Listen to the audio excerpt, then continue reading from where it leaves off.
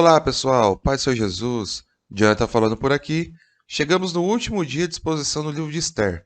E hoje estudaremos os capítulos 8, 9 e 10.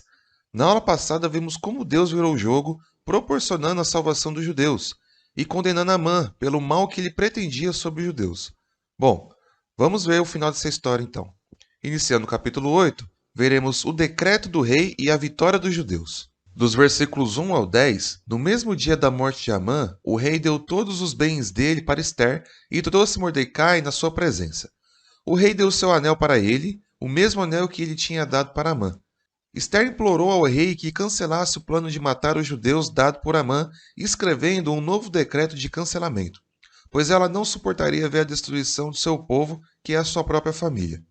O rei responde para eles escreverem um novo decreto de cancelamento, como eles quisessem, e selassem com o anel dado para Mordecai. Imediatamente, os secretários do rei escreveram tudo o que Mordecai mandou para as 127 províncias, e assim foi feito. Amados, aqui podemos ver mais uma vez o agir de Deus através do ser humano. Sabemos que Deus não precisa de nós para fazer nada, mas Ele é um Deus que nos incluiu no seu plano, em um plano perfeito. Deus deseja crentes fiéis a Ele para contribuir com o seu plano de salvação. Esther e Mordecai foram a ação nessa história. Apesar de Amã ter sido morto, eles tinham um problema ainda com o decreto estabelecido por ele, e eles precisavam agir. Dos versículos 11 ao 17, o novo decreto escrito dizia que os judeus podiam se reunir e se protegerem daqueles que tentassem matá-los. Após todas as províncias terem recebido o novo decreto, Mordecai saiu da presença do rei vestindo trajes reais em azul e branco, com uma grande coroa de ouro e um manto púrpura, e o povo de Suzã comemorava alegremente. Os judeus ficaram muito contentes em todos os lugares e comemoravam com festas e banquetes, e muitas pessoas de outros povos se tornaram judeus porque estavam com medo deles. Irmãos, eu gostaria de destacar o versículo 15 que diz: Então Mordecai saiu da presença do rei com trajes reais em azul celeste e branco, com uma grande coroa de ouro e um manto de linho fino e púrpura. Essas mesmas cores a gente viu no livro de Êxodo, lá na construção do tabernáculo. Essas cores representam o Senhor Jesus. Só que aqui ficou faltando uma cor, o carmesim, que representa o ato sacrificial de Jesus. Percebam que Mordecai foi exaltado pelo rei Assuero vestindo as cores de Cristo. Sabe o que isso significa? Romanos capítulo 8, versículo 1. Portanto, agora nenhuma condenação há para os que estão em Cristo Jesus, que não andam segundo a carne, mas segundo o Espírito. Mordecai a todo momento andou pelo Espírito confiando na soberania de Deus. Essa é a representação das vestes reais. Eu e você, que estamos em Cristo, possuímos essas vestes também. Nós já vencemos a batalha contra o mal, graças a Jesus. Agora vamos para o capítulo 9, onde veremos a festa de Purim. Dos versículos 1 ao 4, no dia 13 do 12º mês, o dia que os judeus seriam executados, entrou em vigor a nova lei e os judeus viraram o jogo. Então os judeus atacaram aqueles que queriam matá-los, e todos os oficiais que serviam ao rei ajudaram os judeus, pois tinham temor de Mordecai por causa da sua posição de destaque dada pelo rei. Dos versículos 5 ao 12, os judeus mataram todos os seus inimigos. Eles mataram também os 10 filhos de Amã. Naquele mesmo dia foi relatado ao rei sobre a quantidade de mortos, que deu um total de 500 pessoas, e mais os filhos de Amã, só na cidade de Suzã. O rei repassa a informação para Esther e pergunta: o que será que eles fizeram nas outras províncias? Você tem algum outro desejo? Peça e lhe será concedido. Olha que interessante o que está escrito no versículo 10. Os 10 filhos de Amã, filho de Amedata, o inimigo dos judeus, mas não se apossaram dos seus bens. Conforme eu falei na aula passada, lá em 1 Samuel capítulo 15, o rei Saul não destruiu todos os amalequitas e ainda levou os seus despojos, quando Deus tinha ordenado que tudo fosse destruído. Agora vemos acontecer o que Deus tinha determinado no passado através de Mordecai.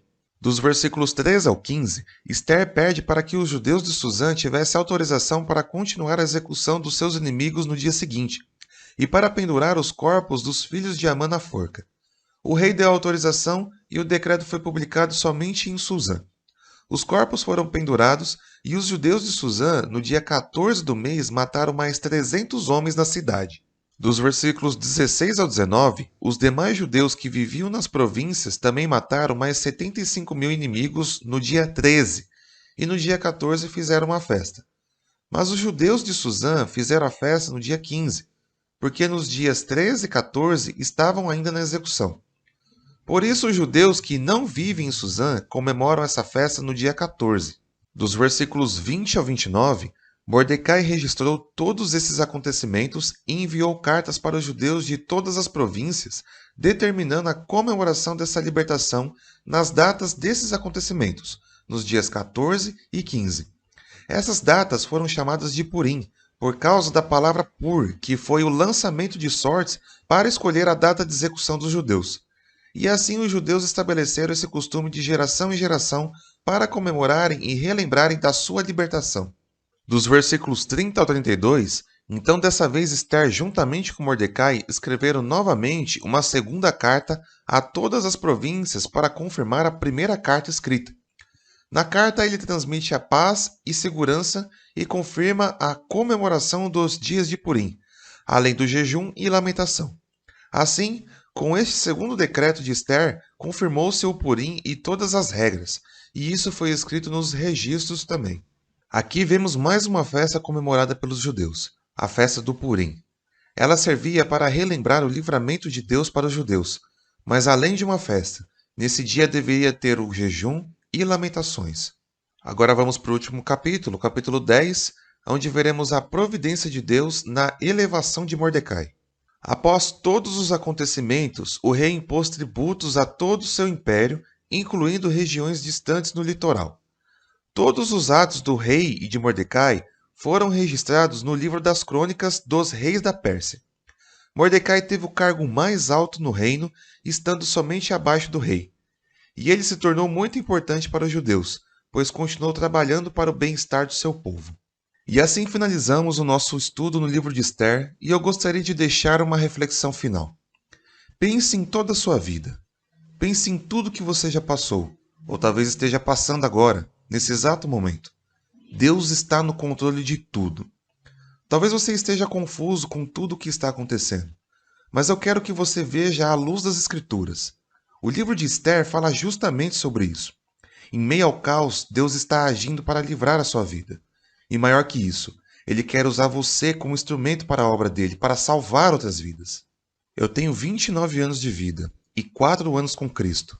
Durante 25 anos eu vivi coisas sem sentido algum. Eu corri atrás das vaidades do mundo. E muitas vezes eu me questionei, por que isso está acontecendo comigo?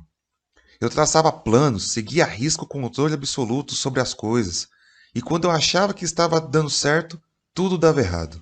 Até que um dia eu tive mais um encontro com o dono da vida, Jesus. E ele me fez a seguinte pergunta: até quando você vai agir assim? E foi naquele momento que eu entendi. Ele é o dono da minha vida, e os seus projetos são bem maiores e bem melhores do que os meus. Na grande realidade, Deus estava cuidando de mim, pois se meus planos dessem certo, com certeza eu já estaria morto. Eu convido você a viver o extraordinário de Deus na sua vida. Assim como Ester e Mordecai, Deus tem coisas bem maiores para você. E assim eu agradeço mais essa oportunidade. Eu fico por aqui. Deus abençoe a sua vida. Um abraço.